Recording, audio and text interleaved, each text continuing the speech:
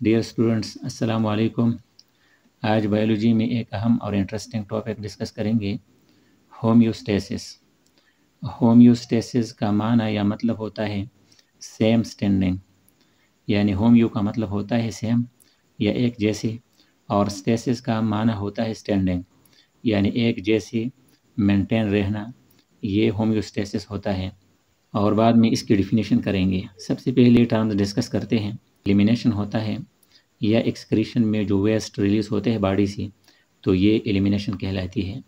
फिर second number adaptation होता है, यानी किसी न्यू एनवायरनमेंट में अपने आप को एडॉप्ट करना, ये एडॉप्टेशन होती है। या एनवायरमेंटल चेंजेस के साथ अपने आप को चेंज करना, अपने आदत व अतवार तब्दील और चेंज करना, ये एडॉप्टेशन होती है किसी जानदार की। इसके अलावा एवोल्यूशन होती है कि किसी जानदार में मुख्तलिफ चेंजेस की वजह से उसके बॉडी के अंदर ऐसे जेनेटिक चेंजेस अकर होते हैं जो कि न्यू जनरेशन में ट्रांसफ़र हो जाते हैं, तो वो एवोल्यूशन होती है या इर्तिक़ा होती है। अच्छा, उसके बाद external environment effects internal environment, यानी अगर किसी जानदार की एक्सटर्नल इन्वायरमेंट में कोई तब्दीली अकर हो जाए तो उस तब्दीली का उस जानदार की इंटरनल इन्वायरमेंट पर असर होता है। उसके बाद homeostasis is the ability to maintain internal environment. Homeostasis किसी जानदार की वो एबिलिटी होती है कि जिस एबिलिटी की वजह से वो अपने बॉडी की इंटरनल इन्वायरमेंट को मेंटेन रख सके, रेगुलर रख सके, तो ये होती है होम्योस्टेसिस।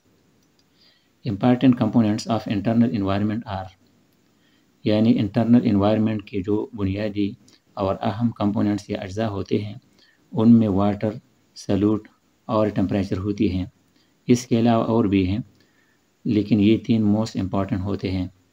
सबसे पहले आस्मो रेगुलेशन हम डिस्कस करेंगे।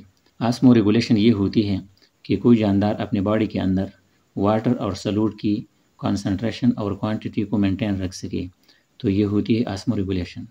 आस्मो रेगुलेशन का वर्ड हम इसलिए यूज़ करते हैं कि वाटर होती है और वाटर में जो सॉल्यूट डिज़ॉल्व्ड या हलशुदा फॉर्म में होते हैं, तो ये वाटर ऑस्मोसिस के ज़रिए बॉडी के अंदर मूवमेंट करती है, इसलिए आस्मो का वर्ड हम यूज़ करते हैं, यानी ऑस्मोसिस से रिलेटेड एक वर्ड है।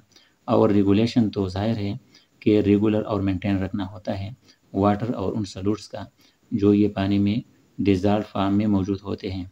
इन सॉल्यूट्स में मिनरल्स मुख्तलिफ टाइप के होते हैं और इसके अलावा शुगर की लेवल भी होती है। फिर सेकंड नंबर है थर्मो रेगुलेशन।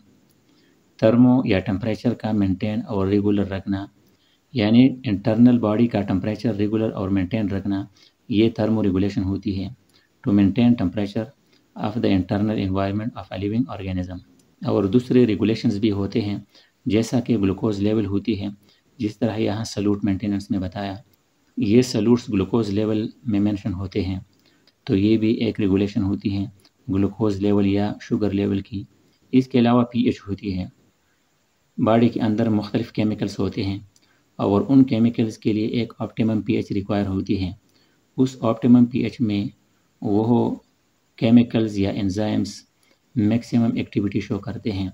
अगर हम एग्जांपल के तौर पर ले लें तो हमारे स्टमक के अंदर HCl होती है और ये HCl अराउंड अबाउट 2 pH रखता है, तो इस 2 pH में जो पेप्सिन वगैरह मुख्तलिफ एंजाइम्स होते हैं वो अपनी एक्टिविटी मैक्सिमम शो करते हैं। अगर स्टमक की इस pH में कोई तब्दीली अकर हो जाए तो फिर एंजाइम्स अपनी मैक्सिमम एक्टिविटी शो नहीं कर सकती। ये आज का एक मुख्तसर टॉपिक था, होम्योस्टेसिस। Okay, thank you.